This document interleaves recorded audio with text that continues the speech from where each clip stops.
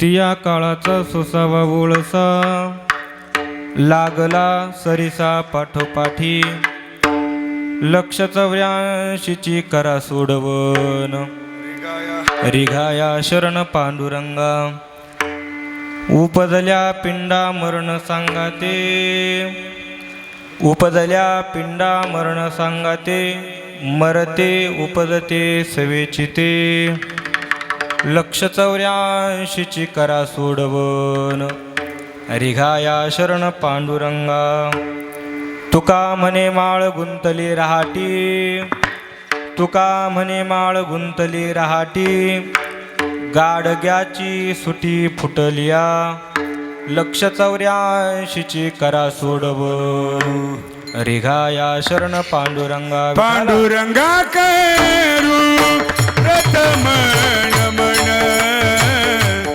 दुसरे चरणा संतांची, दुसरे चरणा संतांची, दुसरे चरणा संतांची. पांडुरंगा करू प्रथम नमन, दुसरे चरणा संतांची, दुसरे चरणा संतांची, दुसरे चरणा संतांची.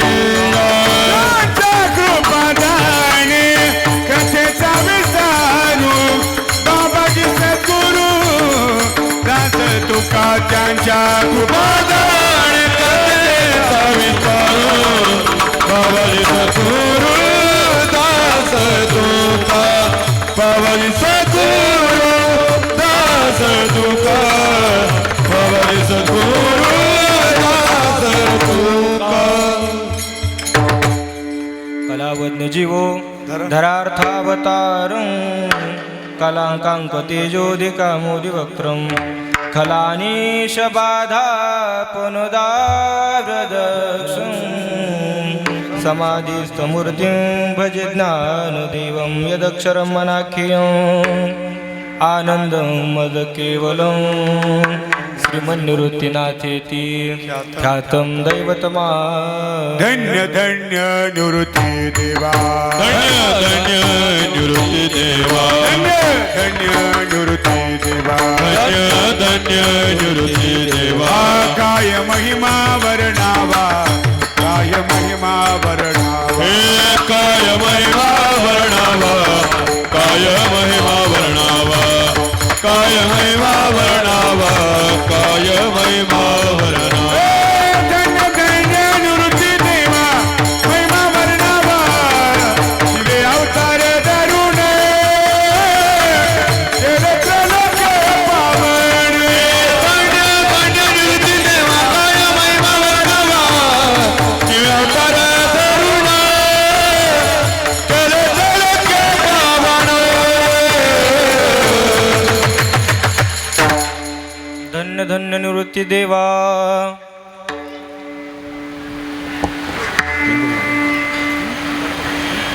किती या काळाचा सोसावा ओळसा,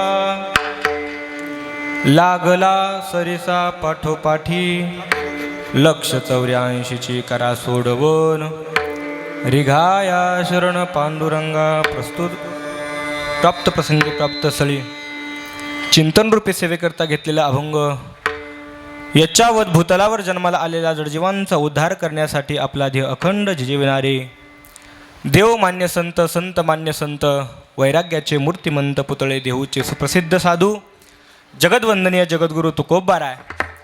जगद्गुरु तुकोबारायचा 4 चरणाचा आणि मनुष्याच्या जीवनाचं वर्णन करणारा, जन्माला आल्यापासून मरेपर्यंत नव्हे नव्हे जन्माला येण्याविषयी विचार करण्यासाठी भाग पाडणारा अभंग आज चिंतनाकरता निवडला आहे. विठाला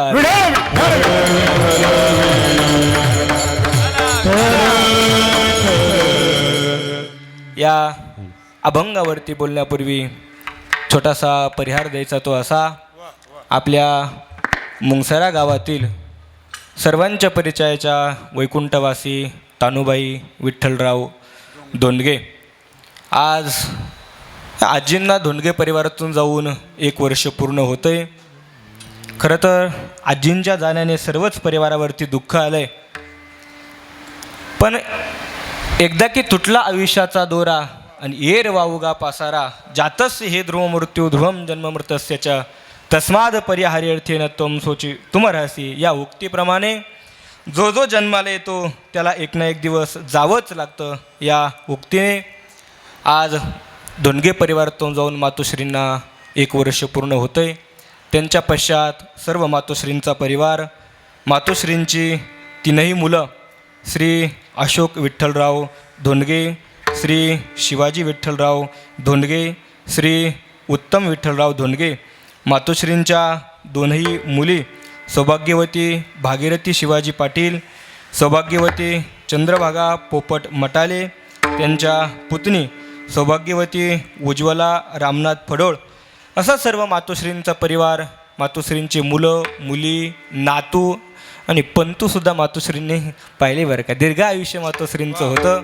या मातोश्रींचं आज प्रथम पुण्यस्मरण आणि या पुण्यस्मरणाच्या निमित्ताने आजची ही कीर्तनरूपी सेवा कीर्तनाकरता उपस्थित महाराष्ट्रातील ख्यातनाम मृदंगवादक, आपल्या नाशिक जिल्ह्याचं भूषण, खरं तर ललितकरांच्या भाषेत बोलायचं झालं तर डायमंड महाराज लोक आपल्या नाशिक जिल्ह्याला मिळाले बरं का. लक्षात घ्या, नाशिक जिल्हा एवढा वारकरी संप्रदायामध्ये श्रीमंत जिल्हा कोणताच नाही.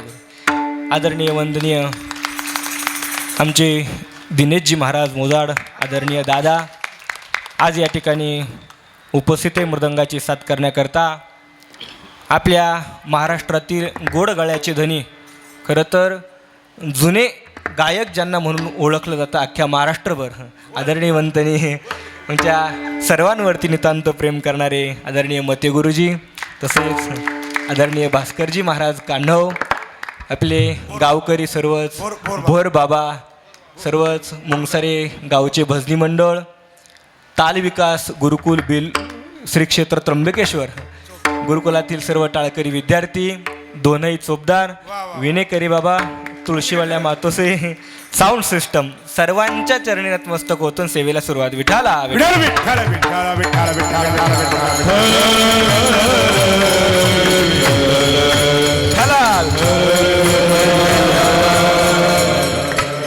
चिंतनाकरता घेतलेला अभंग जगद्वंदनीय जगद्गुरु तुकोबारायांचा आहे. जगद्गुरु तुकोबाराय या अभंगाच्या माध्यमातून तुम्हा आम्हा सामान्य जनतेला उपदेश करतायत आणि तुम्हा आम्हा सामान्य माणसाला विचार करण्याकरता भाग पडतायत नवे नवे.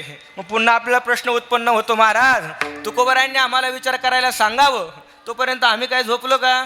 आम्ही पण विचार करतो. तुकोबाराय म्हणतात तुम्ही विचार करतात इथपर्यंत ठीक आहे, पण आम्ही जो सांगतो ना तो विचार तुम्ही करत नाही. संत महात्म्यांनी जो सांगितला तो विचार आपण अजिबात करत नाही. आपला विचार चालू आहे. लक्षात घ्या, विचार करत नाही असा माणूस आजपर्यंत जन्माला आलेला नाही. विचार करत नाही असा माणूस जन्माला आलेला नाही.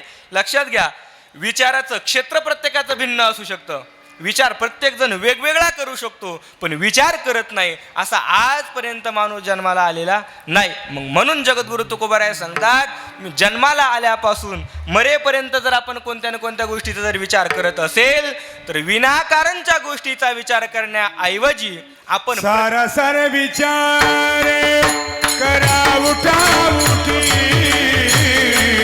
सारा सार विचार करा उठा उठी, नामधरा कंठी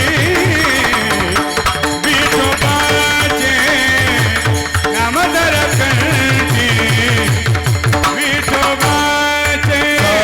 सार विचार करा उठा उठी, सार विचार करा उठा उठी, नामधरा कंठी विठोबाचे, नामधरा कंठी विठोबाचे.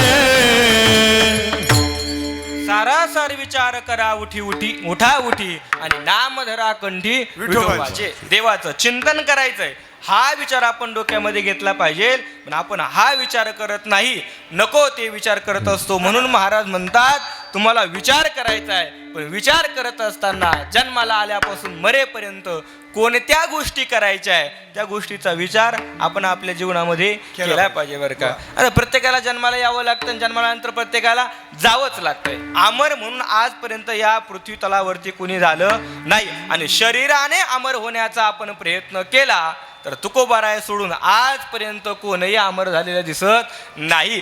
म्हणून अमर होण्याचा जर विचार करायचा असेल तर तुकोबाराय म्हणतात अमर हे जीवात्म्याने व्हावं लागतं, स्थूल शरीराने अमर होता येत नाही. पण पुन्हा लक्षात घ्या, बरेच लोक विचार करतात लागल ते विचार करतात. आम्ही सामान्य माणसं विचार करतो यात नवल नाही. एखादा विवक्षित अधिकारी साधू सज्जन पुरुष जरी असला तरी त्याचं विचाराचं चक्र चालूच असतं, सतत काही ना काही विचार. आमचे गुरुजी विनोदाने उदाहरण सांगायचे. काय झालं, एक महात्मा होते. आता महात्म्याच्या डोक्यात विचार यायला नको दादा, पण आले विचार. महात्मा होते आणि महात्मा म्हटल्यानंतर बेहता पाणी चलता साधू पाण्याने वाहत राहावं, साधूने चालत राहावं या उक्तीप्रमाणे ते महात्मा अनेक गावांची तीर्थयात्रा करत एका गावामध्ये येतात. आणि गावामध्ये आल्यानंतर रात्रीची वेळ होती. ते विचार करतात आपण काहीतरी आपल्याला खाण्याकरता भिक्षा मागो आणि भिक्षा मागितल्यानंतर असं ठिकाण बघू की ज्या ठिकाणी भोजन केल्यानंतर आपल्याला प्यायला पाणी मिळेल, विश्रांतीला जागा मिळेल आणि सकाळी उठल्यानंतर आंघोळीची सुद्धा व्यवस्था होईल बरं. अशा ठिकाणी ते महात्मा आले, गावाच्या बाहेर आले. एक निवांत विहीर होती महाराज. त्या विहिरीला ते कठाडा बांधलेला नव्हता. आता ती परवाची घटना घडली दिंडोरीची तशी महाराज. ते कठाडा बांधलेला नव्हता आणि ते महात्मा आंघोळ जेवण वगैरे केलं आणि पाणी वगैरे पिऊन विश्रांती केली. आणि विश्रांती केल्यानंतर झोपल्यानंतर झोपेत महात्म्याच्या डोक्यात विचार सुरू झाले. आपण जागेपणे विचार करतो यात नवल आहे. महात्म्याच्या डोक्यात झोपेत विचार सुरू झाले आणि झोपेमध्ये महात्मा विचार करू लागला की माझं लग्न झालं. कोणाचं? महात्म्याच्या डोक्यात विचार तरी यायला पाहिजे होता का? विचाराचं क्षेत्र मी तुम्हाला सांगतो. महात्म्याच्या डोक्यात विचार आला की माझं लग्न झालं. दादा लग्न झालं इथपर्यंत ठीक होतं, पण महात्म्याच्या पुढचा विचार डोक्यात आला, महात्म्याला एक पोरग झालं महाराज. एक पोरग झालं आणि पत्नी महात्म्याला म्हणे महाराज आपण दोघं होतं तोपर्यंत ठीक होतं, आपलं तिसरं लेकरू या, जागा कुठे झोपण्याकरता? महाराज म्हणे तू चिंता करू नको, तू आहे तिथं झोप, मी जरा सरकतो बरं का. महात्मा जरा सरकले. इथपर्यंत विचार थांबवायला पाहिजे होता महात्म्याने, पण महात्म्याला दुसरं पोरग झालं. झोपेत विचार चालू महाराज. विचार चालू असताना महात्म्याने पुन्हा त्या पत्नीने सांगितलं महाराज आपण 3 जण होतो तोपर्यंत जागा व्यवस्थित होती, आता आपल्याला 14 अपत्य झालंय, त्याला कुठं झोपवायचं? महाराज म्हणे तू चिंता करू नको, पहिलं पोरग मध्ये झोपू दे, दुसऱ्याला मध्ये झोपू दे, मी जरा सरकतो. जसा महात्मा सरकायला गेला महाराज बदकन विहिरीतच पडला. असाच आवाज झाला. पडल्याबरोबर महात्म्याला शुद्धीवरती आले, जाग आली. काय रे आपण काय विचार करतोय, आपण क्षेत्र कोणतं निवडलंय? लक्षात घ्या, आपण प्रत्येक क्षणाक्षणाला विचार करतो, पण आपला जो चाललाय नाही विचार तो निरर्थक विचार आहे. म्हणून तुकोबाराय सांगतात जीवनाचा सार्थक विचार आपण आपल्या जीवनामध्ये केला पाहिजे. आणि मनुष्य जीवन जर आपण बघितलं तर मनुष्य जीवन फक्त आणि फक्त जन्माला आल्यापासून मरेपर्यंत 3च गोष्टींच्या भोवती फिरत आहे. माणसाचं जीवन, तुमचं आमचं सगळ्यांचं सामान्यांचं जीवन जन्माला आल्यापासून मरेपर्यंत फक्त 3च गोष्टींभोवती फिरतंय. मुद्दे मी तुम्हाला सांगतो, 5 मुद्दे तुम्हाला सांगतो, लक्ष द्या बरं का. जन्माला येण्याचा जर आपण विचार केला, तुम्हाला आम्हाला जन्माला येण्याच्या कारणांचा जर आपण विचार केला तर शास्त्रकाराने तुम्हाला आम्हाला जन्माला येण्याची 3 कारणं सांगितली. पहिलं कारण सांगितलं पाप पुण्य, दुसरं कारण सांगितलं कर्म, तिसरं कारण सांगितलं जीवनात शिल्लक राहिलेली वासना. पाप पुण्य कर्म आणि वासना. पाप पुण्याच्या मदतीने हा मानव देह प्राप्त होतो. पावला हा देह का कटाळी न्याय न घडे उपाय, पाप पुण्य समान समेने तैप विजय कर्मभूमी, तेव्हा आपल्याला हा मनुष्य देह प्राप्त होतो. दुसरी गोष्ट सांगितली आपल्या जीवनामध्ये जसं आपण कर्म करून ठेवत केले कर्म झाले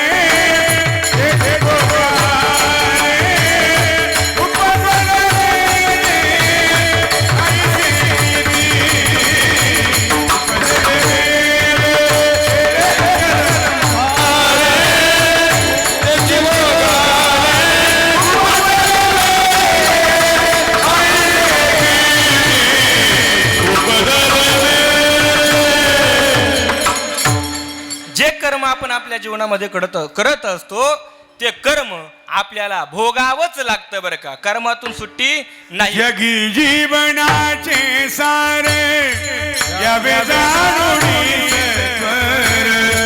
जगी जीवनाचे सारे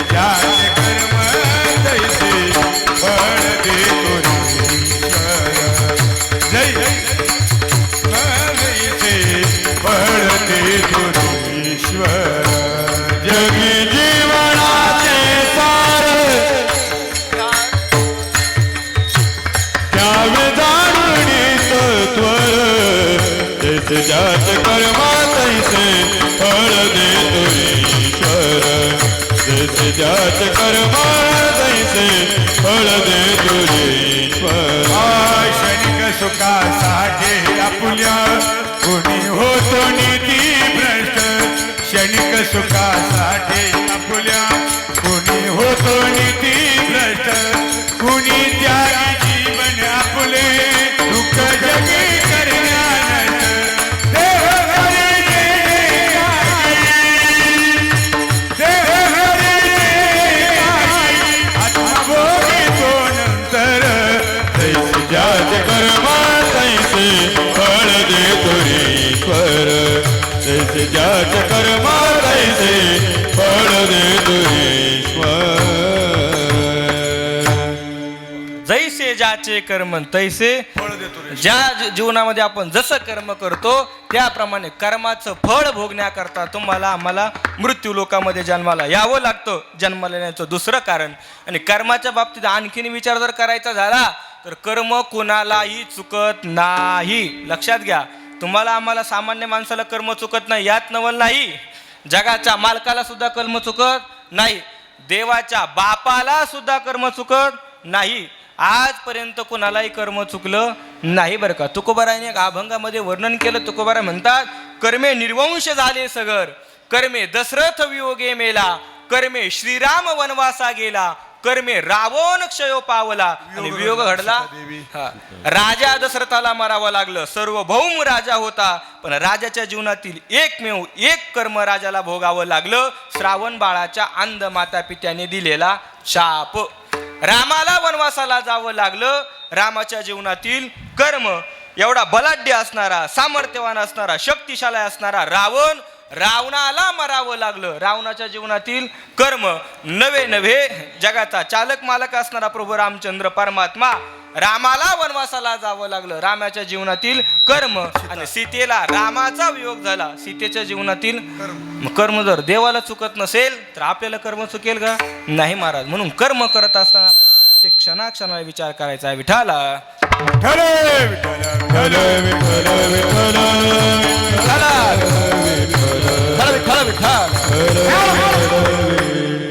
म्हणून दुसरं कारण सांगितलं जन्माला यायचं कर्म. तिसरं कारण आपल्याला जन्माला यावं लागतं ती म्हणजे आपल्या जीवनामध्ये शिल्लक राहिलेली वासना. मरणाच्या वेळेला ज्या ठिकाणी आपली वासना शिल्लक राहत असते त्यानुसार आपल्याला जन्माला यावं लागतं. वासनेचा संग होये अंधकारे,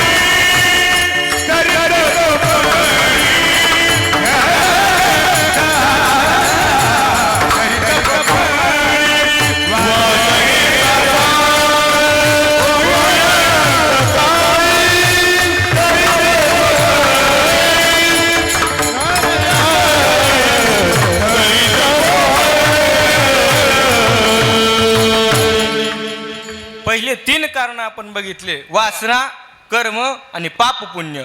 जन्माला येण्याची शास्त्राने पहिले 3 कारण सांगितले. पुन्हा जन्माला येत असताना आपली इच्छा जरी नसली तरी सुद्धा आपल्याला जन्माला यावं लागतं. अनिच्छा प्रारब्ध, स्वइच्छा प्रारब्ध आणि परीच्छा प्रारब्ध. आपली इच्छा जरी नसली तरी आपल्याला जन्माला यावं लागतं. लक्षात घ्या, हे आपल्या बाबतीत आहे. देवाला जन्माला आणावं लागतं, परीच्छा प्रारब्ध, आणि संत महात्म्य अवताराला येत असतात, स्वइच्छा प्रारब्ध. पाप पुण्य, कर्म, वासना, अनिच्छा प्रारब्ध, परीच्छा प्रारब्ध, स्वइच्छा प्रारब्ध. तिसरे आपल्या जीवनामध्ये 3 टप्पे पडतात.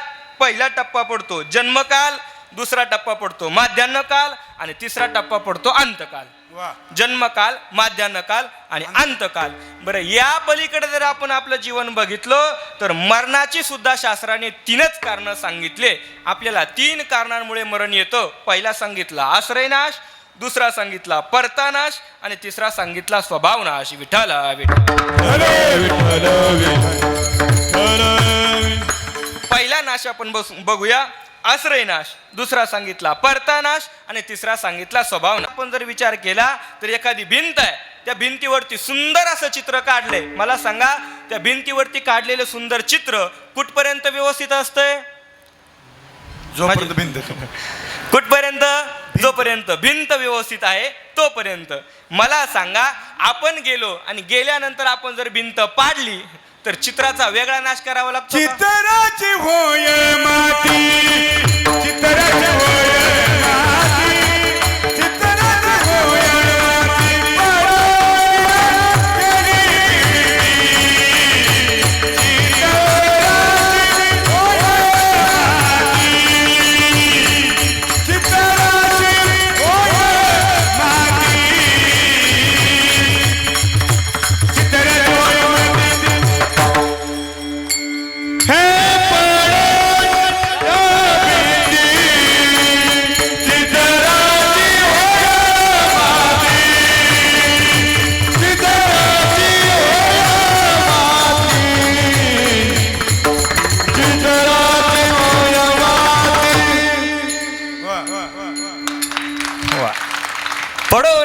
भिंती चित्राची होय माती. एकदा भिंत पाडली चित्राचा वेगळा नाश करावा लागत नाही. याला म्हणतात आश्रय नाश. साधं उदाहरण सांगू.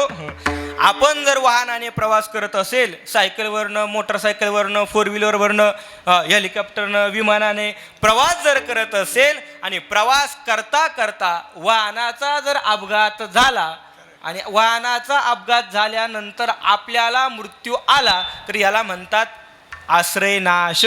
आपण वाहनाचा आश्रय घेतला महाराज, 8:45 अगदी व्यवस्थित चालू होतं.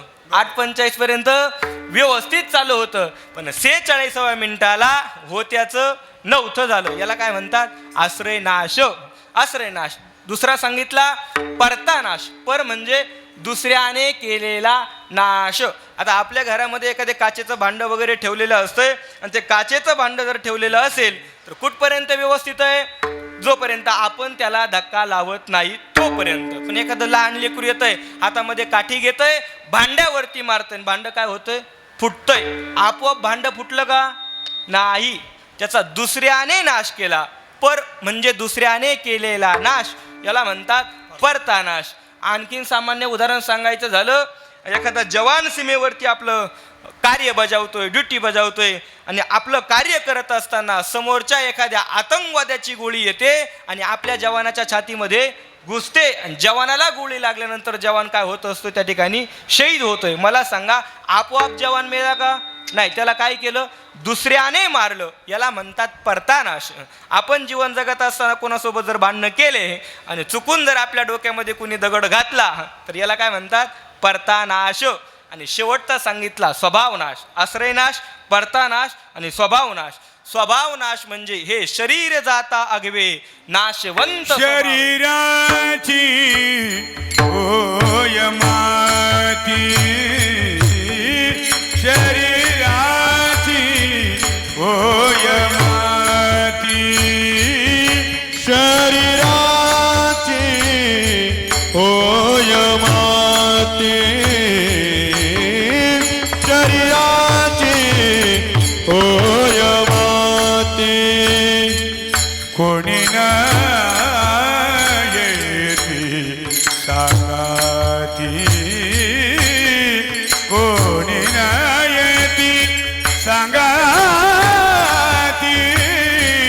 सारी आवलागी कामे कोटे, सारी आवलागी कामे कोटे. शरीराची होय माती. शरीराची शेवटी काय होत असते, माती होत असते. याला म्हणतात स्वभावनाश. लक्षात घ्या, जर नाही आपला प्रवास करता करता मरण आलं, नाही आपल्या डोक्यात कुणी दगड घातला, नाही सीमेवरती लढता लढता मरण आलं, तरी शेवटी म्हातारं होऊन मरावंच लागतं. याला म्हणतात स्वभावनाश. आपण 3 मुद्दे बघितले. पहिला मुद्दा बघितला जन्माला येण्याची 3 कारणं, पाप पुण्य कर्म वासना. इकडे लक्ष द्या, पाप पुण्य कर्म वासना. दुसरा आपण बघितलं जन्माला येत असताना स्वइच्छा प्रारब्ध, अनिच्छा प्रारब्ध, परीच्छा प्रारब्ध. आणखीन जन्मकाल, मध्यान्हकाल आणि अंतकाल. आणि मरणाच्या बाबतीत जर आपण विचार केला तर मरताना सुद्धा परतानाश, आश्रयनाश आणि तिसरा सांगितला स्वभावनाश. हे झालं जन्माच्या आणि मरणाच्या बाबतीत. पण पुन्हा जन्मापासून मरेपर्यंत माणसाच्या जीवनामध्ये फक्त आणि फक्त 3च गोष्टींची अपेक्षा असते. विठाला विठाल. बेस घ्या थोडा, बेस. विठाला विठाला विठाल. 3 गोष्टींची अपेक्षा माणसाच्या जीवनामध्ये असते. इकडे लक्ष द्या. प्रत्येकाला असं वाटत असते की माझ्या जीवनामध्ये मी सर्वज्ञ असावं. प्रत्येकाला दुसरी अपेक्षा असते मी सुखी असावं. आणि प्रत्येकाला तिसरी अपेक्षा असते ती म्हणजे मी अमर वसावं. आपल्याला 3 गोष्टींची अपेक्षा असते. पहिली गोष्ट सर्वज्ञ होण्याची, दुसरी गोष्ट सुखी होण्याची आणि तिसरी गोष्ट सांगितली ती म्हणजे आपण अमर व्हावं. ही इच्छा प्रत्येकाला असते. पहिल्या गोष्टीचा आपण विचार करूया. लक्षात घ्या, प्रत्येकाला प्रत्येकाच्या जीवनामध्ये असं वाटतं असतंय मी सर्वज्ञ व्हावं. मी काय व्हावं? सर्वज्ञ व्हावं. सर्वज्ञ म्हणजे जगातील सर्व गोष्टींचं सर्वांगाने ज्याला ज्ञान आहे त्याला काय म्हणायचं? सर्वज्ञ. सर्वज्ञ. जगातली अशी एकही गोष्ट नाही की त्या गोष्टीचं ज्ञान ज्याला नाही त्याला सर्वज्ञ म्हणू शकत नाही. आता आदरणीय दादा मृदंग वाजवतात, गोड मृदंग वाजवतात. त्या मृदंग क्षेत्रातलं त्यांना परिपूर्ण ज्ञान आहे. त्या मृदंगाचंही परिपूर्ण ज्ञान आहे. हे धूमपान आहे, ही धूमपुडी आहे, हे कणिक आहे, वादी आहे, गट्टा आहे, चाट आहे, शाईपुड आहे, शाई आहे, हे सगळं ज्ञान आहे त्यांना. हा दहा आहे, हा तिट आहे, तिरकिट आहे, हे त्यांना सगळं ज्ञान आहे मृदंग क्षेत्रातलं. पण मला सांगा, त्यांना मृदंग क्षेत्राचं ज्ञान आहे, त्यांना सुद्धा कधी कधी असं वाटत असेल, दादा तुम्हाला सुद्धा कधी कधी वाटत असेल मला थोडंफार फेटा बांधता यावं, मला थोडं कीर्तन करता यावं. म्हणजे प्रत्येकाला अपेक्षा असते महाराज. मी जर कीर्तनकार असेल तर मला सुद्धा कधी कधी असं वाटतं की मला थोडंफार गाता यावं महाराज. प्रत्येकाला काय असते? अपेक्षा असते. आपण जर कृषी क्षेत्रात काम करत असेल, आपण जर शेती क्षेत्रामध्ये काम करत असेल तर कधी कधी आपल्याला अशी इच्छा निर्माण होते मला थोडंफार राजकीय क्षेत्रातलं कळावं, मला थोडंफार सामाजिक क्षेत्रातलं कळावं, मला थोडंफार श्रद्धांजली द्या पुरतं का होईना पण आध्यात्मिक क्षेत्रातलं कळावं. प्रत्येकाला सर्वज्ञ होण्याची इच्छा असते. पण आजपर्यंत कोणीही सर्वज्ञ झालेलं फक्त तो परमात्मा सोडून दुसरं कोणी या जगामध्ये सर्वज्ञ नाही. सर्वज्ञ होण्याकरता अनेकांनी प्रयत्न केले, आपणही सर्वज्ञ होण्याकरता प्रयत्न करत असतो, पण आजपर्यंत आपण सर्वज्ञ झालेलो नाही. लक्षात घ्या. दुसरा मुद्दा मी तुम्हाला सांगितला, प्रत्येकाला प्रत्येकाच्या जीवनामध्ये दुसरी अपेक्षा असते, ती म्हणजे सुखाची. सुख 2 अक्षरी शब्दाच्या अपेक्षा असते. पण मला सांगा, ती अपेक्षा मरेपर्यंत अपेक्षाच राहते. सर्व सुखाची आशा जन्म गेला, सर्व सुखाची आशा जन्म गेला, एकमुखी येते नाही गेला, एकमुखी येते नाही गेला, विठ्ठला दिशाहीन पावला, विठ्ठला दिशाहीन पावला, जीव माझा, जीव माझा, जीव माझा, माया वेशिरा, जीव माझा, सोयीतने रती कोणी, माझे सोयीतने रती कोणी, माझे सोयीदाणे नदी कोणी, माझे सोयीदाणे नदी कोणी. वा, गोड समर्पक प्रमाण. सर्व सुखाची या आशा जन्म सुखाच्या अपेक्षेवर आपण संसारामध्ये जगत असतो. लक्षात घ्या. अगदी लहान बालकापासून म्हाताऱ्या माणसापर्यंत प्रत्येकाला अपेक्षा कसली आहे तर ती म्हणजे सुखाची. 2 अक्षरी शब्द आहे. त्या 2 अक्षरी शब्दाकरता आपण रात्रंदिवस धडपड करतो, पण आजपर्यंत पदरामध्ये सुख पडलेलं नाही. मला सांगा ना, एखादं लहान लेकरू जर चालत चालत चालत मंदिरात गेलं तर देवासमोर जातं, देवाला हात जोडतं, देवाला सांगतं, देव बाप्पा मला सुखाशी ठेव. काय म्हणतंय? देव बाप्पा मला सुखाशी ठेव. एखादा तरुण नवीन जोडपं जर मंदिरात गेला तर देवाला काय सांगताय? देवा माझा संसार सुखाचा होऊ दे, वेल मांडवावर जाऊ दे. ओझ्याने मांडवा बोकांडे आला तरी पण वेल कुठे जाऊ दे? मांडवावरती जाऊ दे. एखादा वृद्ध मनुष्य, म्हातारा मनुष्य जर देवळात गेला, आजारी व्यक्ती जर देवळात गेला तर देवासमोर जातो, देवाला हात जोडतो आणि देवाला सांगतो, देवा मला सुखाचं मरण येऊ दे. सुखाचं जन्माला आल्यापासून मरेपर्यंत अपेक्षा कसली आहे? सुखाची. पण आजपर्यंत आपल्याला सुख मिळालं का? नाही मिळत महाराज. आपण रात्रीचा दिवस करतो, हाडाची काढं करतो, रक्ताचं पाणी करतो, प्रचंड काबाड कष्ट करत असतो, पण एवढे काबाड कष्ट करून सुद्धा आजपर्यंत सुख मिळालेलं दिसत नाही. याचं एकमेव कारण संसारामध्ये दुःख बांधवडी आहे हा संसार, सुखाचा विचार नाही कोठे, सुखाचा विचार नाही कोठे, दुःख बांधवडी आहे हा संसार, सुखाचा विचार नाही कोठे, सुखाचा विचार नाही कोठे.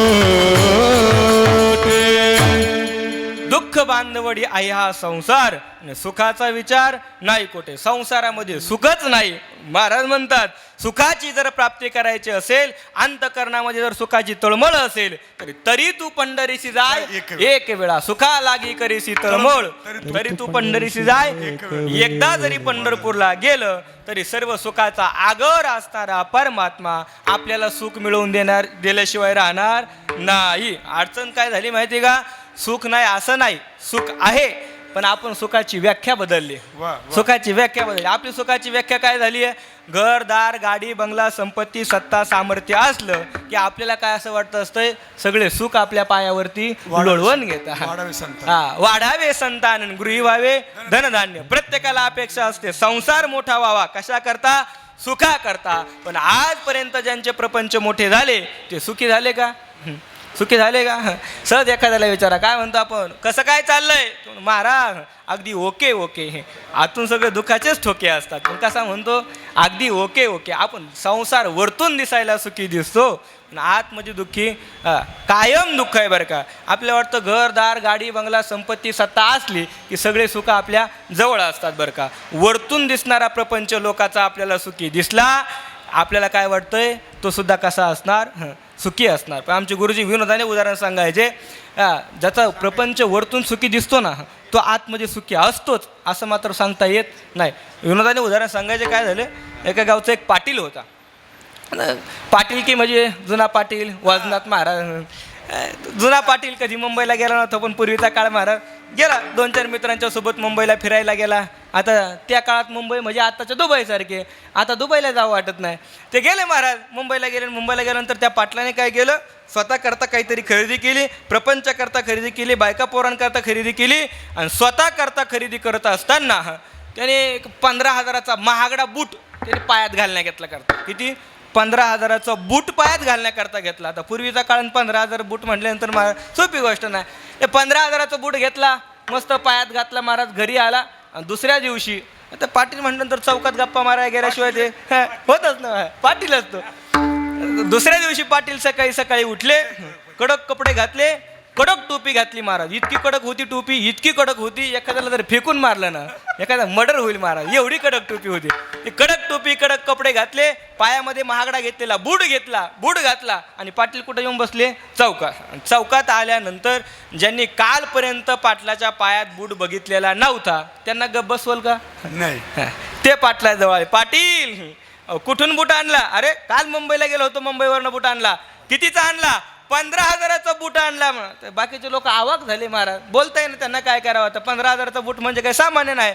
किती सुंदर दिसतोय. सगळे लोक काय करत होते? तोंड भरून पाटलाच्या बुटाचं वर्णन करत होते. धनवंता लागी सर्व मान्यता आहे. पाटलाच्या बुटाचं लोक वर्णन करत होते महाराज. गरीबाच्या कपड्याचं कोणी वर्णन करत नाही.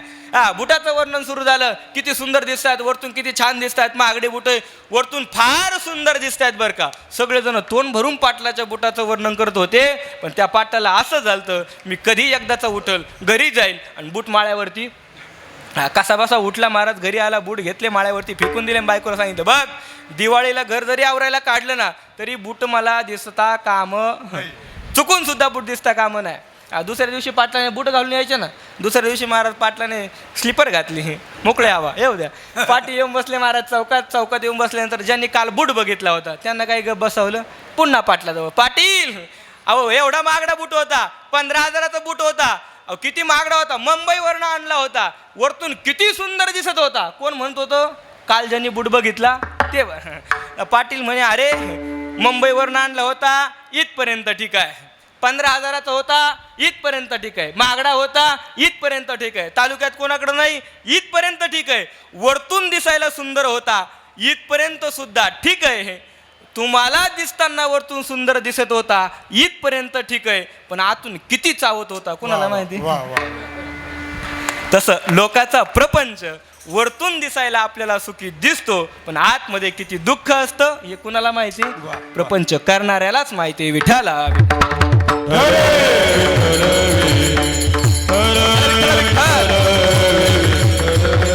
अपेक्षा असली आपल्याला कशाची? सुखाची. पण आजपर्यंत आपण इतके प्रयत्न करून पदरामध्ये सुख पडलेलं नाही. पहिली अपेक्षा असते सर्वज्ञ होण्याची, दुसरी अपेक्षा असते सुखाची, आणि तिसरी अपेक्षा प्रत्येकाच्या जीवनामध्ये असते, ती म्हणजे अमरत्वाची. अमर होण्याची इच्छा असते. पण मला सांगा, आजपर्यंत कोणी अमर झालं का? नाही, एकही अमर झालेलं नाही. आम्ही अमर झालो इथपर्यंत ठीक नाही, आपणही अमर झालेलो नाही. नवे नवे महाराज म्हणतात, येत उरू आले नाही अवतार ते पामर. ज्या वेळेस भगवान परमात्मा मनुष्य रूपाने अवताराला येतात, तेव्हा देवाला सुद्धा अवतार कार्य संपवावं लागतं. मग आपण कुठं आहेत? आपल्याला सुद्धा जावंच लागतं. नव भी मर गए जबी मर गए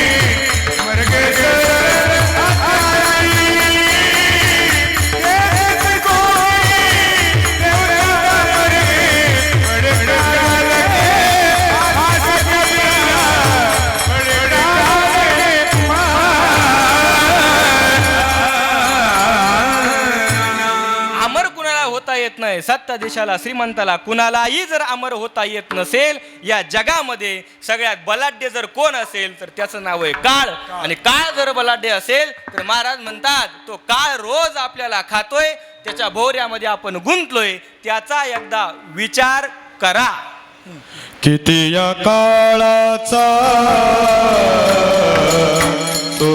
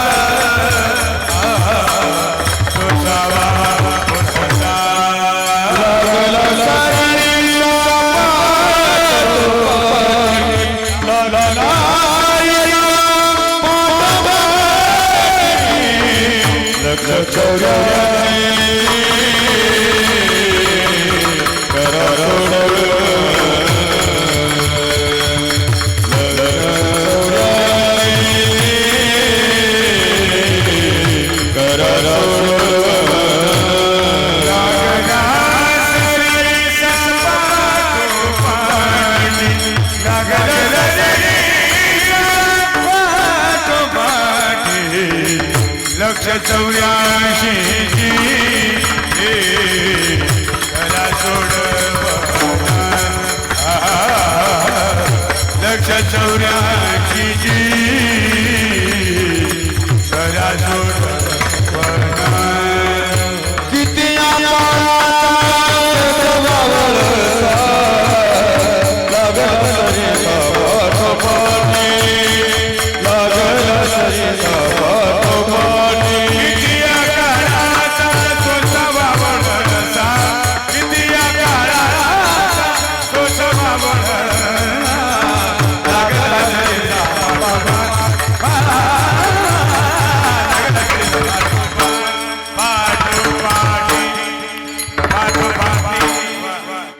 किती या काळाचा सोसावा ओळसा, लागला सरिसा पाठ. प्रत्येकाच्या पाठीमागे काळ लागलाय. कालव्याल मुख ग्रास त्रासन्नीर शेहतवे. प्रत्येकाला जन्माला नंतर प्रत्येकाला काळ खात असतो. या जगामध्ये सगळ्यात शक्तिशाली कोणतं असेल, बलाढ्य कोण असेल तर त्याचं नाव आहे काळ. लक्षात घ्या. अनेक सत्ताधीश झाले, अनेक श्रीमंत झाले, अनेक सामर्थ्यवान झाले, पण त्या सामर्थ्याच्या जोरावरती काळाला जिंकू शकले नाही. सत्तेच्या जोरावरती काळाला जिंकू शकले नाही. श्रीमंतीच्या जोरावरती आजपर्यंत कुणीही काळाला जिंकू शकलं नाही. म्हणजे यमाच्या दरबारात वशिला चालत नाही. कुणी असो, सत्ता असो, सामर्थ्य असो, श्रीमंती असो, काही असो, कोणाचाही वशिला चालत नाही. लक्षात घ्या. सामान्य उदाहरण सांगण्यापेक्षा गरुडाची आई विनिता, त्या गरुडाची आई विनिता, त्या विनितेचं मरण जवळ आलंय. मरणास्तन्न अवस्थेमध्ये त्या पहुडलेल्या आहे. मग गरुड त्या मातोश्रीला सांगतोय, आई तुला भेटण्याकरता रोज देव येतील बरं का. त्या गरुडाच्या आई विनिता, त्या विनितेला भेटण्याकरता रोज देव यायचे, भेटायचे, बोलायचे, निघून जायचे.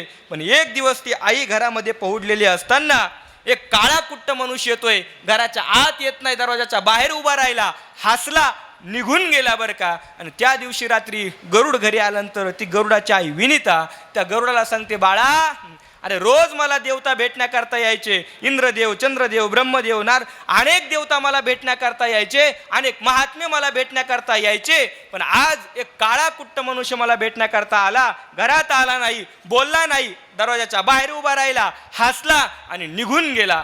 एका क्षणात गरुडाच्या लक्षात आलं कोण होता, कोण होता? काळ. गरुड कोण होता? भगवंताचं वाहन. आणि गरुडाची आई विनिता. किती मोठा वशील आहे बघा बरं का. हा, काळ जवळ आलाय, काळ हसला, निघून गेला. आणि आता गरुडाला प्रश्न पडला की आता माझ्या आईचं, मम्मीचं मरण काय झालंय? जवळ आलंय, मृत्यू जवळ आलाय. आता मरण काय केलं पाहिजे? वाचवलं पाहिजे बरं का. या मृत्यूच्या तडाख्यातून आईला वाचवलं पाहिजे. म्हणून गरुडाने काय केलं माहिती आहे का?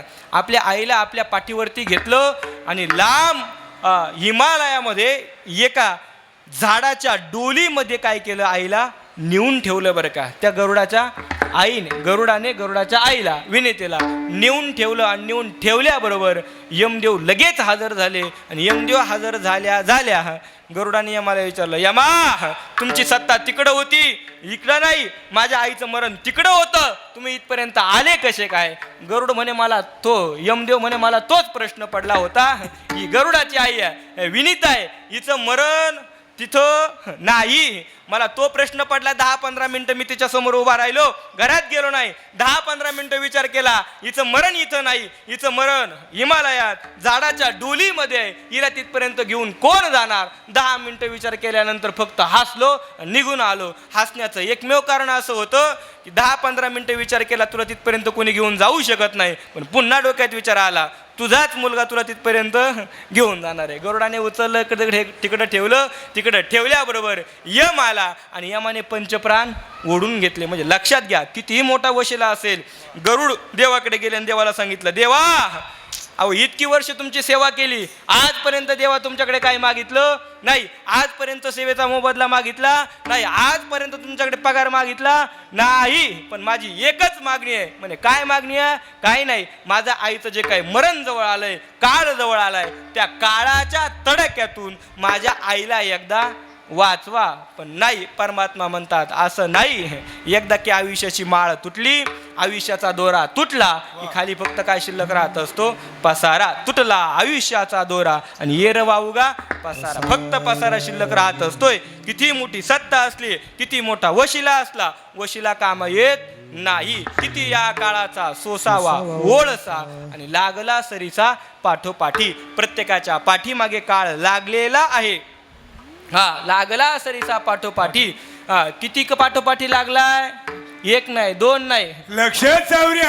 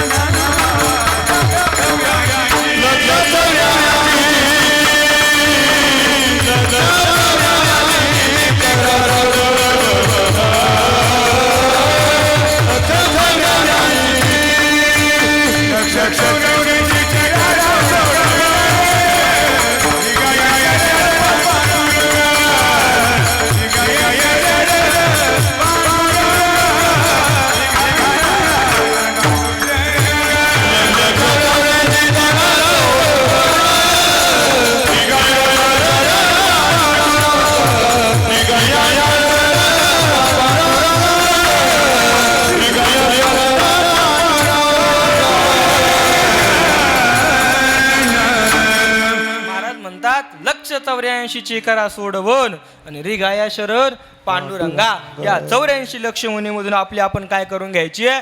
सोडवण करून घ्यायची. आपुली आपण करा सोडवण संसार बंधन तोडा वेगी. 84 लक्ष युनीतून उपजले ते नासे नासले ते पुनरपी दिसे. हे घटिका यंत्र जैसे परिभ्रमेगा. प्रत्येकाला जन्माला यावं लागतंय, जन्माला नंतर प्रत्येकाला जावंच लागतंय. यातून जर सोडवण करून घ्यायची असेल तर आपली सोडवण आपल्यालाच करावी लागेल. आणि दुसरी गोष्ट, सोडवण जर करून घ्यायची असेल तर रिगाया शरण पांडुरंगा. पांडुरंगाला शरण जावं लागेल. जोपर्यंत पांडुरंगाला शरण जात नाही तोपर्यंत आपली सोडवण होत नाही. शब्द वापरलाय महाराजांनी. लक्ष 84 करा सोडवण. 84 लक्ष अंडज जारद स्वेदज उद्वीज 21 लाख 21 लाख 21 लाख 21 लाख असं गणित आहे 84 लाखाचं. त्यामध्ये यातून आपली सोडवण आपल्याला करायची, दुसरी कुणी करणार नाही. मला जर चांगली टक्केवारी प्राप्त करायची असेल तर त्याकरता अभ्यास मला करावा लागेल. चांगल्या मार्काने उत्तीर्ण व्हायचं असेल तर पेपर मला लिहावा लागेल. माझ्याऐवजी दुसरं कोणी अभ्यास करून तिसरा जर पेपर लिहायला गेला फेल झाल्याशिवाय राहणार नाही. महाराज म्हणतात आपली सोडवण आपल्याला करायची आहे बरं का. आता आपल्यालाच का करायला सांगितली? कारण तुकोबरायला माहिती आहे माणसाकडे सर्व सामर्थ्य आहे. माणसाकडे सगळं सामर्थ्य आहे. या जगामध्ये आपण या पृथ्वीचा सृष्टीचा जर तर या सृष्टीमध्ये सगळ्यात बलशाली बलाढ्य सामर्थ्यवान बुद्धिमान प्राणी कोणता असेल तर तो म्हणजे माणूस आहे. या पृथ्वी तलावरती सगळ्यात शक्तिशाली सगळ्यात बुद्धिमान सामर्थ्यवान सगळे गुण संपन्न असणारा प्राणी कोणता असेल तर तो म्हणजे मनुष्य प्राणी. निर्देह निदान लागले हाती. निर्देह निदान लागले हाती.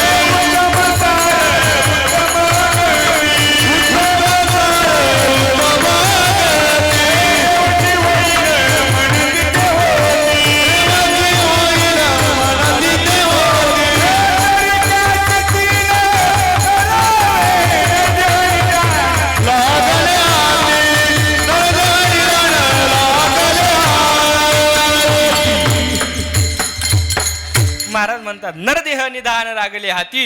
मनुष्यासारखा नरदेह जर आपल्याला प्राप्त झाला असेल, आपल्याला सोडवण आपली करायला सांगतात, याचा अर्थ आपल्याकडे सगळी शक्ती आहे, सगळं सामर्थ्य आहे. लक्षात घ्या. आता तुम्ही म्हणाल महाराज सगळ्यात बलाढ्य प्राणी माणूस नाही, सगळ्यात बुद्धिमान प्राणी माणूस नाही, असं नाही बरं का. लक्षात घ्या. मनुष्य आता काही प्राण्यांमध्ये काही शक्त्या आहेत महाराज, ज्या शक्त्या माणसामध्ये नाही. लक्षात घ्या. मनुष्य कितीही बलाढ्य झाला, इकडे लक्ष द्या, मनुष्य कितीही बलाढ्य झाला हत्ती इतका बलाढ्य होऊ शकत नाही. पोरं शांत बसा. मनुष्य कितीही बलाढ्य झाला हत्ती इतका बलाढ्य होऊ शकत नाही. दुसरी गोष्ट, मनुष्य कितीही पराक्रमी झाला पोरांनी इतका होऊ शकत यांच्यावर. मनुष्य कितीही पराक्रमी झाला सिंह इतका होऊ शकत नाही. मनुष्य कितीही बलाढ्य झाला हत्ती इतका होऊ शकत नाही. मनुष्य कितीही सुंदर झाला मोरा इतका सुंदर होऊ शकत नाही. नवे नवे मनुष्य कितीही चतुर झाला राजहंस इतका चतुर होऊ शकत नाही. होईल का? मला सांगा, माणूस किती बलाढ्य झाला हत्ती एवढा होईल? नाही होऊ शकत महाराज. पण हत्ती एवढा माणूस जरी बलाढ्य होऊ शकत नाही ना, पण पृथ्वीवरच्या सगळ्यात बलाढ्य प्राण्याला अंकुशाच्या जोरावरती आपल्या ताब्यात ऐरावत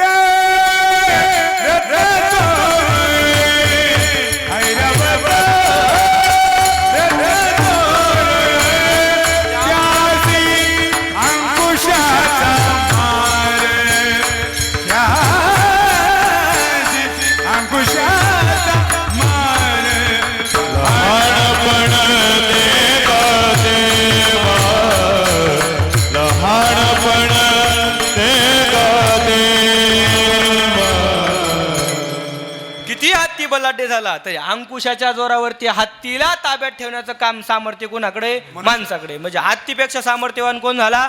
मनुष्य. मला सांगा, माणूस कितीही पराक्रमी झाला सिंह इतका पराक्रमी होऊ शकत नाही. पण सिंहाला जेरबंद करण्याचं सामर्थ्य कोणाकडे? माणसाकडे. मनुष्य कितीही चतुर झाला तर राजहंस इतका चतुर होऊ शकत नाही. राजहंसाची चतुरता काय आहे? काय चतुरता आहे राजहंसाची? दुधातलं पाणी. दुधातलं काय करायचं? पाणी वेगळं करायचं. दुधातलं पाणी वेगळं करणं ही राजहंसाची चतुरता आहे आणि दुधात पाणी टाकणं ही आपली चतुरता आहे. विठाला विठ्ठल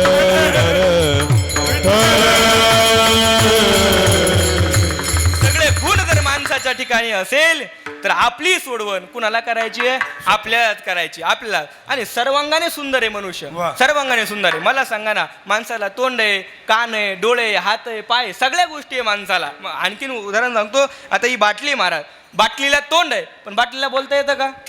बाटलीला तोंड आहे पण तिला बोलता येतं का? नाही नाही नाही. सुईला नाक आहे पण तिला सुगंध घेता येतो का?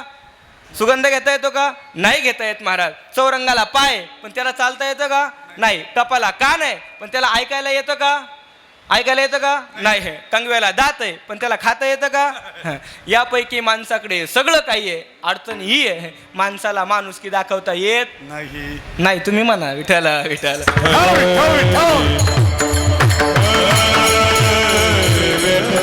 सर्व गुण संपन्नता जर आपल्याकडे असेल तर आपली सोडवण फक्त आपणच करू शकतो आणि आपल्यालाच करता येईल. या पुढचं थोडक्यात सांगतो. या सृष्टीवरील सगळ्यात सौम्य प्राणी कोणता असेल तर तो म्हणजे माणूस आहे. आणि या पृथ्वी तलावरती सगळ्यात विषारी प्राणी कोणता असेल तर तो म्हणजे माणूस आहे. दोघाही प्रश्नाचं उत्तर काय? माणूस. सगळ्यात सौम्य प्राणी कोण असेल तर तो म्हणजे माणूस आहे आणि सगळ्यात विषारी प्राणी कोणता असेल तर तो म्हणजे माणूस आहे. उदाहरण सांगतो म्हणजे लक्षात येईल. मला सांगा, आता लहानातला लहान आपण विषारी प्राणी बघितला तर रोजच्या बघण्यातला प्राणी आपला विंचू. विंचू कसा आहे? विषारी आहे. विंचू कसा आहे? किती पैलवान असला महाराज, महाराष्ट्र केसरी जरी असला पण त्याला जर डंका दिला तर महाराष्ट्र केसरीला मुंग्या आणण्याचं सामर्थ्य कोणामध्ये आहे? विंचूमध्ये. विंचू कसा आहे?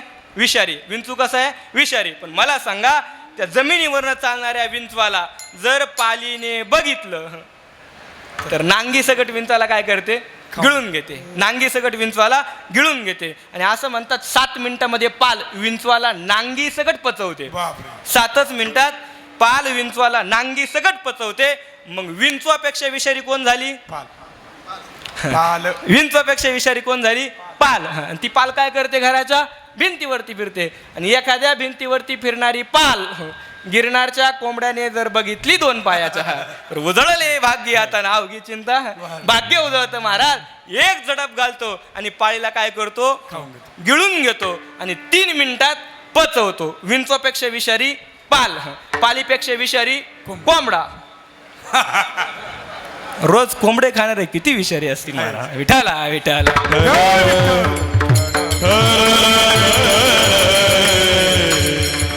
ज्ञानाच्या ध्यानाच्या सामर्थ्याच्या बाबतीत जर आपण विचार केला तर सर्वांगाने सुंदर मनुष्य आहे. पण अडचण अशी आहे महाराज, आपल्याला कधी कधी आपल्या बुद्धीचा, आपल्या सामर्थ्याचा विसर पडतो. म्हणून आज आपण काय झालोय? मागं राहिलोय महाराज, मागं राहिलोय. म्हणून महाराज म्हणतात यातून फक्त सोडवण आपणच करू शकतो. आणि आपली सोडवण करायची असेल तर रिघाया शरण पांडुरंगा. पांडुरंगाला शरण जायचं. काही नाही. पांडुरंगाला शरण जाणं काय अवघड गोष्ट आहे का? नाही. जप तप यज्ञ याग सगळ्या गोष्टी करण्याच्या भानगडीत पडायचं नाही. युगानुसार भक्ती बदलत गेली महाराज. कृतयध्यायतो विष्णू त्रेतायाम जो मखे द्वापारी परिचार्यानाम कलोतधारी कीर्तनात. जप करायचं नाही, तप करायचं नाही, यज्ञ करायचं नाही, ध्यान धारणा करायच्या भानगडीत पडायचं नाही. मला सांगा, आपलं प्रारब्ध बदलण्याचं सामर्थ्य कोणाच्या हातात आहे? आपल्याच हातात आहे महाराज. आपलं प्रारब्ध बदलण्याकरता मिरगावला जायची गरज आहे का? नाही महाराज. आपलं प्रारब्ध आपण स्वतः बदलू शकतो. लोकांवर डिपेंड राहण्याची गरज नाही. पशु का होत पनैया नरका कचुन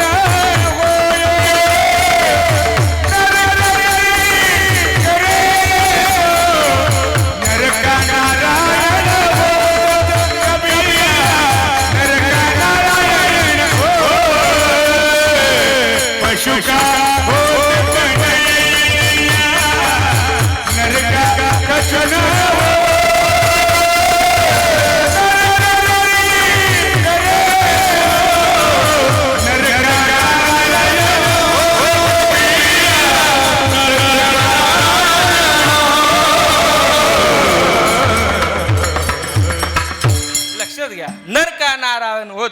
आपल्याला देव व्हायचं असेल तर आपण देव होऊ शकतो बरं का, लक्षात घ्या. पण कसं? मनाने निश्चय केला तर. मनाने आपण जर ठरवलं तर आपण काहीही करू शकतो. मन के हारे हार हे, मन के जीते जीत. मनही मिलावत सब आणि मनही करत फजित. कबीर महाराज वर्णन करतात. आणि मनाचा आणखीन आपण एक विचार केला तर मन कसं आहे, चंचल आहे. मन एका जागेवर राहत नाही. मन कुत्ता दर दर फिरे, दर दर दूर दूर होय, एक ही दर को रहे तो दूर दूर करे ना कोई. लक्षात घ्या, आपल्या गावात एखादं भटकं कुत्रं असतंय. भटकं कुत्रं जर आपल्या दरवाजात आलं तर आपण त्याला भाकर टाकतो का? नाही टाकत महाराज. आपण त्याला टाकतो आणि काहीतरी दांडा वगैरे लाकूड वगैरे फेकून टाकतो महाराज. आपण कुत्र्याला खाऊ घालत नाही. त्या कुत्र्यासारख्या मनाची अवस्था आहे. आपलं मन इथून झालं का तिथं, तिथून झालं का तिथं, तिथून झालं का तिथं. आपलं मन एका जागी राहत नाही महाराज. आपल्याला एखादी गोष्ट अवघड वाटायला लागली की आपण ती टाकून देतो, पुन्हा दुसरी गोष्ट प्राप्त करण्याच्या भानगडीत परत असतो. महाराज म्हणतात मनावरती गती अधोगती मनाची आहे हाती. मनाच्या हातामध्ये सगळ्या गोष्टी आहे. म्हणून आपण जर मनस्थिती सुदृढ केली तर जगातील अशक्य गोष्टी शक्य करण्याचं सामर्थ्य कोणाकडे? माणसाकडे. म्हणून महाराज म्हणतात 84 लक्षाची जर सोडवण करायची असेल तर शरण कुणाला जायचं? पांडुरंगाला. मग एक होता बहादर महाराजांकडे गेला, महाराज पांडुरंगाला शरण जायची काय गरज आहे का? महाराज म्हणे नाही जायची गरज. मग पांडुरंगाला शरण जर गेलं नाही तर काय होतं? अभंगाचं पुढं. उपजल्या पिंडा मरण सांगाते, उपजल्या पिंडा मरण सांगाते, उपजल्या पिंडा मरण सांगाते, उपजल्या पिंडा मरण सांगाते, उपजल्या पिंडा मरण सांगाते, उपजल्या पिंडा मरण सांगाते, उपजल्या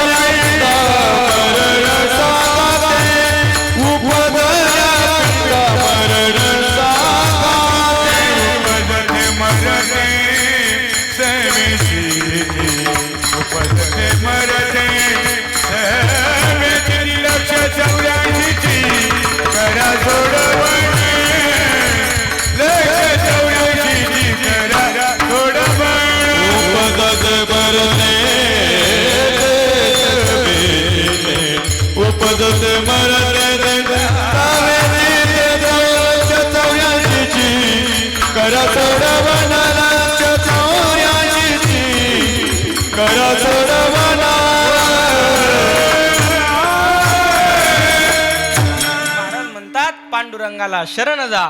आणि पांडुरंगाला शरण गेलं नाही तर काय होईल? उपजल्या पिंडा मरण सांगाते. आणि मरते उपजते हे चक्र सतत सुरू जाईल. उपजले ते नासे, नासेले ते पुनरपि दिसे, हे घटिका यंत्र जैसे परिभ्रमेगा जातस्य हि ध्रुव मृत्यू ध्रुवम जन्म मृतस्य च तस्माद परिहार्यते न त्वं शोची तुमरसी. जन्माला येणं, जन्माला नंतर मरण. लक्षात घ्या, संत ज्यावेळेस आपल्याला उपदेश करत असतात त्यावेळेस संतांच्या बोलण्यामध्ये काहीतरी मोठा अर्थ दडलेला असतो.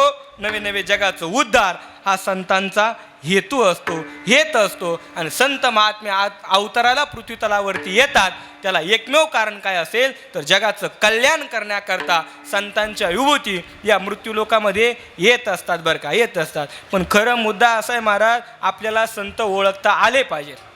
संत आपल्याला ओळखता आले पाहिजे, साधू आपल्याला ओळखता आले पाहिजे. आपण नको त्याला साधू म्हणत असतो, नको त्याला संत म्हणत असतो. म्हणून आपल्या पदरात काय होत असतात? दुःख पडत असतात बरं का. मी आणखीन बोलतो, तुम्हाला आम्हाला साधू ओळखता येत नाही यात नवल नाही. तुम्हाला आम्हाला साधू ओळखता येत नाही यात नवल नाही. साक्षात जगत जननी सीते मातेला सुद्धा साधू ओळखता आला नाही. सीता मातेला जर साधू ओळखता आला असता तर सीतेला अशोक वाटिकेमध्ये राहण्याची गरज आली असती का? रामाचा वियोग झाला असता का? रावणाचा जात सोसावा लागला असता का? नाही. साधू ओळखता आला नाही. आणि आपली व्याख्या काय साधूची? अंगावरती भगवे वस्त्र घातले, चप्पी केली, जाड जाड मण्याच्या माळा घातल्या, गंध लावला, दाढी वाढवली की आपण त्याला काय म्हणतो? साधू. पण तुकोबाराय फार कठीण भाषेत बोलतात बरं का. तुकोबाराय म्हणतात टिळे टोपी माळा देवाचे गबाळ आणि वागवी ओंगाळ पोटासाठी. पोटासाठी संत झाले कलियुगामध्ये, पोट भरण्याकरता भरपूर संत झाले. पण त्यांना आपण कितीही शरण गेलो तर आपला उद्धार होणार नाही. संत कुणाला म्हणायचंय? ज्यांच्या जीवनामध्ये 6 गोष्टींचा, काम क्रोधादी लोभांचा विकारांचा नाश केला, अंत केला, त्यांना संत म्हणायचंय. लक्षात घ्या, काम क्रोधादी विकार ज्यांनी धारण केले ते साधारण दया करणे जे पुत्रासी,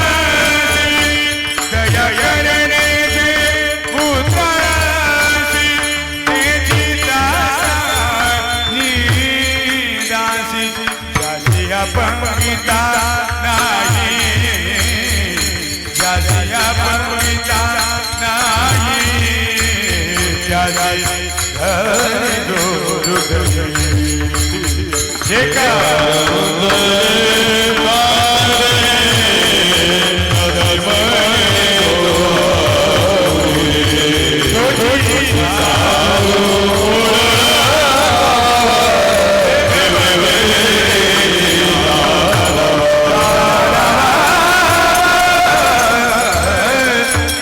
जे का रंजले गांजले त्यासी म्हणे जो आपले तोची साधू ओळखावा आणि देवतेची जाणावा. संत गाडगे महाराजांचं अभंग आहे. म्हणजे देव संत त्यांना म्हणायचं. लक्षात घ्या, 6 गोष्टींचा नाश ज्यांनी ज्यांच्या जीवनामध्ये केला त्यांना संत म्हणायचं. काम क्रोधादी विकार या 6 गोष्टी ज्यांनी धारण केल्या ते साधारण. ज्यांना या 6 गोष्टींवर ज्यांनी धाक मिळवला ते साधक. ज्यांनी या 6 गोष्टींचा वध केला ते सावध. ज्यांनी 6 गोष्टी धुतल्या ते साधू. आणि ज्यांनी 6चा अंत केला ते म्हणजे संत. विठ्ठला विठ्ठल विठ्ठल विठ्ठल.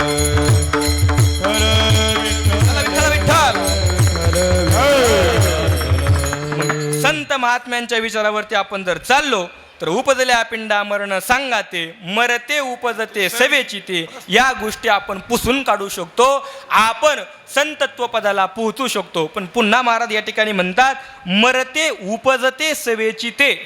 प्रत्येक माणूस म्हणतो, प्रत्येक जण म्हणत असतो की माणूस सोबत येताना काही घेऊन येत नाही आणि जाताना काही घेऊन जात नाही. प्रत्येक जण म्हणतो की नाही? प्रत्येक म्हणतो महाराज येताना काही घेऊन येत नाही आणि जाताना काही घेऊन जाणार नाही. पण लक्षात घ्या, तुकोबाराय म्हणतात प्रत्येक जण जन्माला येताना आपल्यासोबत एक गोष्ट घेऊन येतो.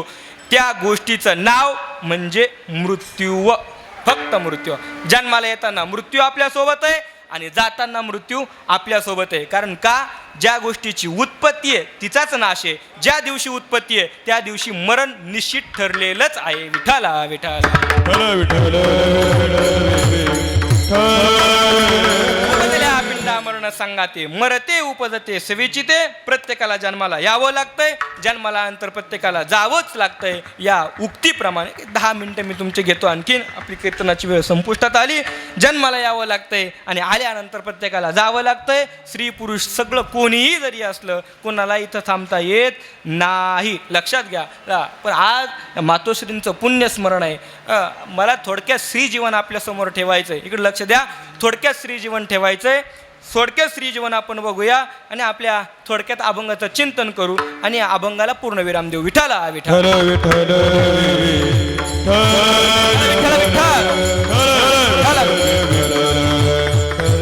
तत्पूर्वी सर्वांनी भगवंताचं भजन करायचंय. विठोबरकमय भजन होईल. गोड आवाजात भजन होईल. सर्वांनी हात वरती करायचे. सगळ्यांनी हात वरती करायचे. स्त्री पुरुष सगळ्यांनी टाळी वाजवायची आणि मुखाने भजन म्हणायचे. सर्वांनी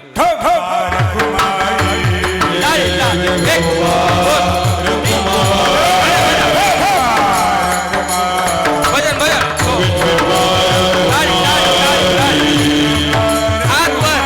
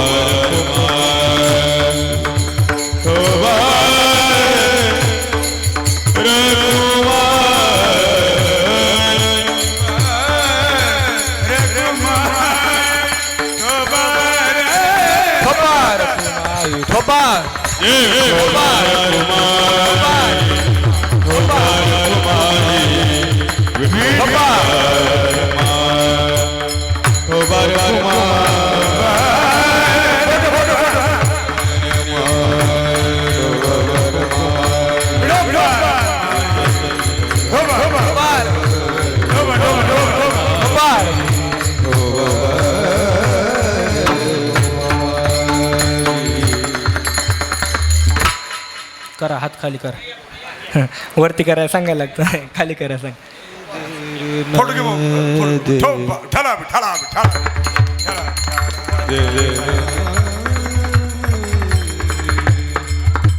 ठेला, ठेला, ठेला. विठ्ठला विठ्ठला विठ्ठला विठ्ठला विठ्ठला कवरदारी ज्ञानदेव पंढरीनाथ भगवान माऊली ज्ञानेश्वर महाराज की जगद्गुरु तुकाराम महाराज की बोलो रे भाई सब संसार की चला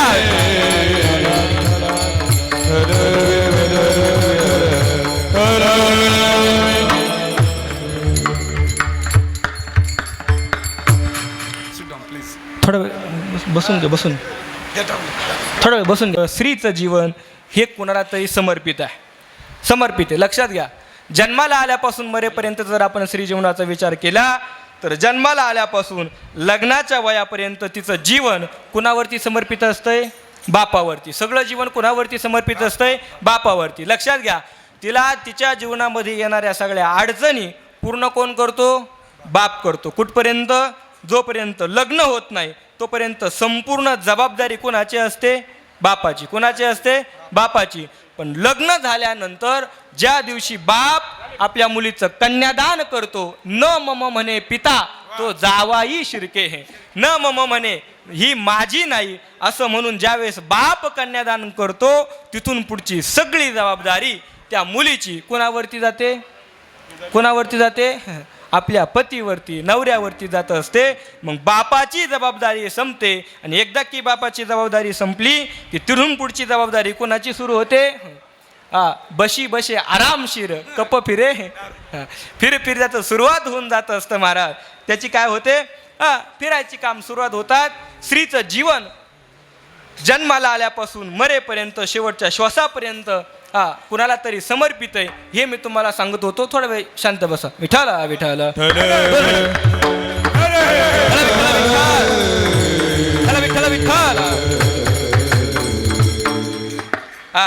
लग्न होत नाही तोपर्यंत बापाचं नाव आहे आणि लग्न झाल्यानंतर पतीचं नाव आहे. आणखी स्त्रीचा आपण थोडक्यात आपण विचार केला तर लक्षात घ्या ना, कपाळ जरी तिचं आहे, इकडं बघा, कपाळ जरी तिचं आहे पण कपाळावरती लावलेलं कुंकू कोणाच्या नावाचं आहे?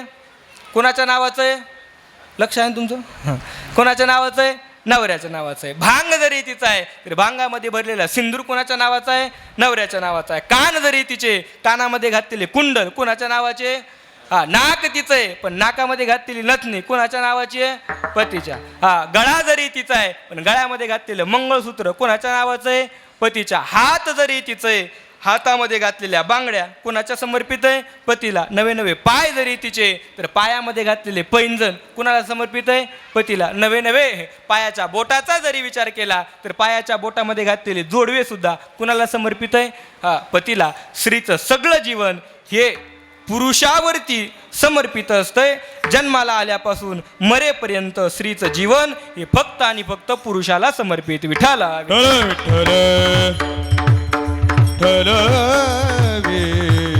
विठ्ठल विठ्ठल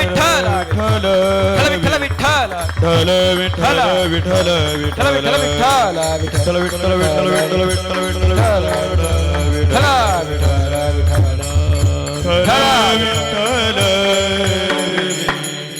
लहानपणापासून जरी आपण बघितलं, बघा ना, आपल्या घरी जर पाहुणे आले किंवा एखाद्या गरीब घरी जर पाहुणे आले महाराज, गरीब घरी पाहुणे आल्यानंतर ती आई आपल्या मुलीला आवाज देते, बाळा इकडे ये. आपल्या घरी पाहुणे आले, घरामध्ये चहा ठेवण्याकरता दूध नाही, मग ती आई करते काय करते? एक हातामध्ये तांब्या घेते, हातामध्ये 5 रुपये घेते आणि लिकेला सांगते, हा घे तांब्या आणि हे घे 5 रुपये. काय कर? लवकरात लवकर डेअरीमध्ये जा आणि डेअरीतून काय कर? दूध घेऊन ये. आणि मग ती काय करते? एका हातामध्ये तांब्या घेते, एका हातामध्ये 5 रुपये घेते. पाहुण्यांची बैठक बसलेली असते पण त्याच बैठकीमधून कधी बाहेर जाते आणि कधी दूध घेऊन घरात येते. पाहुण्यांना मेळ सुद्धा लागत नाही. कोण करतं? फक्त हे स्त्री. एखाद्या मुलीला सांगितलं तांब्या घेऊन जा, 5 रुपयाचं दूध आण, तांब्या घेऊन जाते, 5 रुपये घेऊन जाते, 5 रुपयाचं दूध घेऊन येते. गावात घरामध्ये बसलेल्या बैठकीत बसलेल्या पाहुण्याला अजिबात अंदाज लागत नाही. पण हेच काम आपल्या पोराला सांगा बरं, घरातल्या पोराला सांगा बरं, त्याला सांगितलं बाळा आपल्या घरी पाहुणे आलेत, जरा इकडे ये. दूध नाही घरामध्ये, हा घे तांब्या आणि हे घे 5 रुपये. आई मी दूध आणायला जातो. हे तांब्या हातामध्ये घेतो, हे दुधाचे झाले 5 आणि मला खर्चायला दे 5. जोपर्यंत मला खर्चायला 5 देत नाही तोपर्यंत मी दूध आणायला जाणार नाही. बरं 5 रुपये दुधाचे घेतो, हातामध्ये तांब्या घेतो, 5 रुपये खर्चायला घेतो. तांब्या काही लपून लपून घेऊन जात असेल का माणसांमधून? नाही महाराज. काय करतो, दुधाचे 5 रुपये तांब्यात आणि खाऊचे 5 रुपये तांब्यात.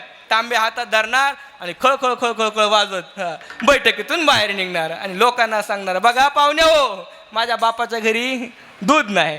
आणि तेच आपण स्त्रीचं जर आपण बघितलं तर स्त्री काय करत असते, बापाचीही इज्जत राखत असते आणि पतीच्या घरी गेल्यानंतर तिकडची सुद्धा कर्तव्य पार पाडत असते. स्त्रीचं जीवन जर बघितलं तर प्रेमाला समर्पित आहे. लक्षात घ्या, जोपर्यंत आई आपल्या जीवनामध्ये असते ना तोपर्यंत प्रेम करणारं पात्र आपल्या जीवनात असतं, आपल्या सोबत असतं. पण ज्या दिवशी आई निघून जाते त्या दिवशी प्रेमाचा सागर आपल्या जीवनातला आटतो बरं का. मग तुम्हाला बापाने काय केलं, जीवनामध्ये बाप आधार देण्याचं काम करतो. बाप काय करतो, आधार देण्याचं काम करतो. बघा ना, एखाद्या कुटुंबातलं एखादं पोरगं जर काहीतरी आगळं वेगळं कार्य करायला निघालं, कुटुंबाच्या वेगळं गावाच्या काहीतरी आगळं वेगळं कार्य करायला निघालं तर गावातील लोक त्याला काय म्हणतात, अंथरूण पाहून पाय पसर. लोक काय म्हणतात, अंथरूण पाहून पाय पसर. पण बाप ही एकमेव व्यक्ती अशी असते, बाळा तुला जितके पाय पसरता येईल तितके पाय पसर, अंथरुणाचा तुझा बाप बघेल. आधार देण्याचं काम कोण करतो, बाप.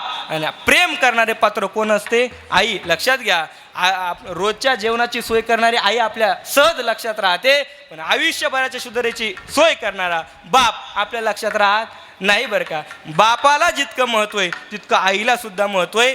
आई प्रेम करणारं पात्र, निस्वार्थ प्रेम करणारं पात्र कोण असेल तर ती म्हणजे आई आहे. ऐसी कळवळ्याची जाती आणि करी लाभाविन प्रीती. लाभाविन प्रेम करणारं पात्र कोण असेल तर ती म्हणजे आई आहे. लक्षात घ्या, आई म्हणजे परिवाराचा आळा असतो.